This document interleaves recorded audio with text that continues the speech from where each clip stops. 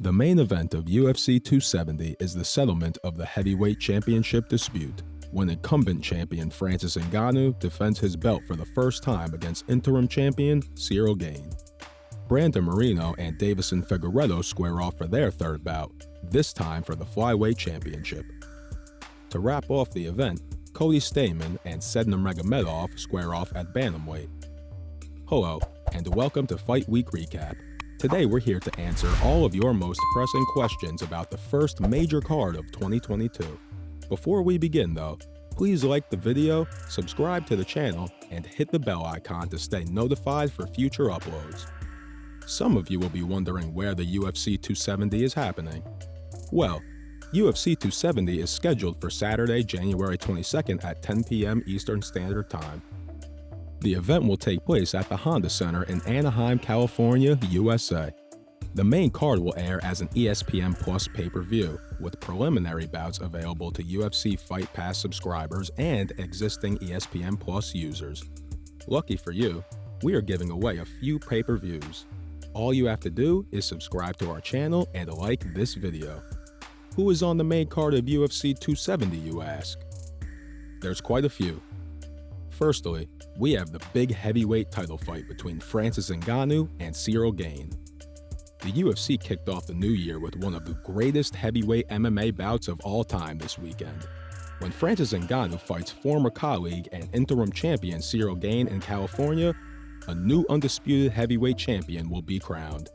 This gigantic clash is undoubtedly one of the finest bouts that can be staged in the octagon right now. It will take place in the first month of 2022. Isn't it exciting? Ngannou is 35 years of age and has a 16-3-0 record. Standing at around 6'4" with an 83-inch reach and weighing over 250 pounds, Ngannou isn't going to be an easy opponent for Ciryl. Ciryl is a tad bit younger, at 31, and he has a clean record of 10 fights and 10 wins. He stands around 6'4" and weighs 245 pounds. His reach is just a tad lesser at 81 inches.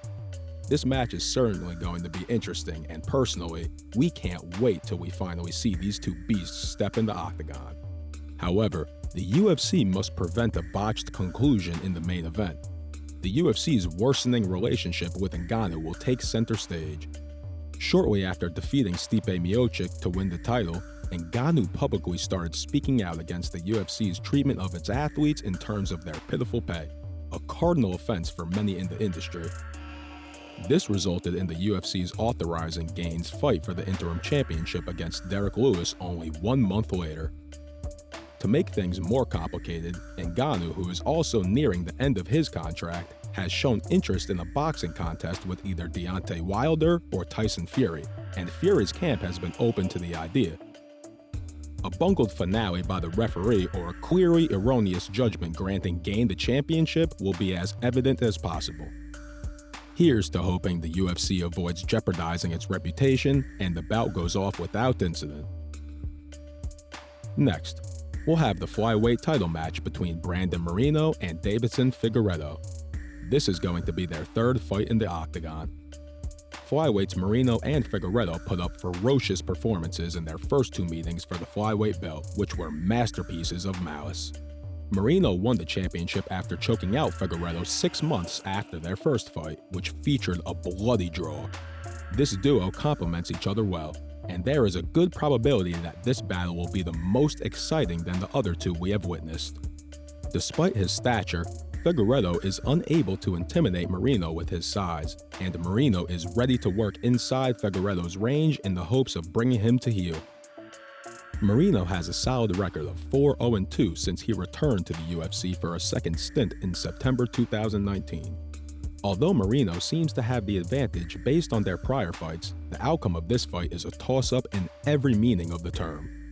Preparing for violence is a must, and don't forget to ask the host of the fight party to set the DVR to record. We also have a welterweight bout between Andre Fialho and Michael Pereira. Andre Fialho's inclusion on the UFC 270 program is a lucky break for him. The longtime regional star and former Bellator fighter stepped in on short notice to face Michael Pereira at UFC Vegas 46 last weekend. The battle, however, has been pushed back a week putting it on a larger platform in front of fans at the Honda Center in Anaheim. During the UFC 270 Media Day on Wednesday, Figueiredo, with a record of 14 wins and 3 losses, said that the move was an improvement. "I was disappointed that I didn't get the main event last week, but this is even better. It gets even bigger and I can fight in front of a crowd," the UFC newbie said. The Portuguese welterweight feels that being himself is the key to beating Pereira. "I've got to stay composed, relaxed, and sharp on my feet, and sooner or later, I'll catch him and put him out," he said. On the other hand, he believes Pereira's showy approach will eventually wear him out.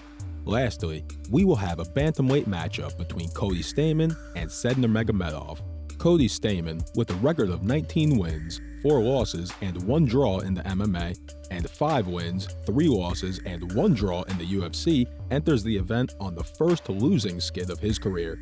It is surprising that he hasn't earned a victory since June 2020. The 5 of his UFC victories that he does have are all earned by decision, and Cody realizes this. He fears he may have to battle for his job on Saturday night. Even so, Stamann is simply happy to finally have a fight. Although Nurmagomedov's spinning assaults are risky, Cody Stamann feels they set him up to be able to get takedowns. The American understands that once he gets the takedown, he should be able to dominate the fight. Stamann believes he has been focusing on his ground and pound in order to secure a stoppage victory once he has Nurmagomedov down. However, if the stoppage does not occur, he feels a dominating victory against Nurmagomedov would be huge for his career. Stamann has said that if he defeats Nurmagomedov as the betting underdog at UFC 270, he intends to confront Sean O'Malley. But is the UFC 270 card subject to change? As of now, a number of cancellations and injuries have left the event in a bind, with the regular 5-fight card not even complete. Though the majority of canceled fights were preliminary, the main program witnessed the cancellation of a fight between unbeaten featherweights Movsar Evloev and Ilia Topuria. There is a lot of frantic activity at this moment. Michael Pereira vs. Andre Figueiredo's fight was moved forward a week to make room on the card. Let's hope that whichever parts come together result in some good bouts. So, there you have it, folks. Did you like today's video? Let us know in the comments below. With this, we're gonna wrap up this video. If you enjoyed it, please make sure to hit the like and subscribe button for more MMA content. We hope to meet you guys again in the next video. Till then, adios.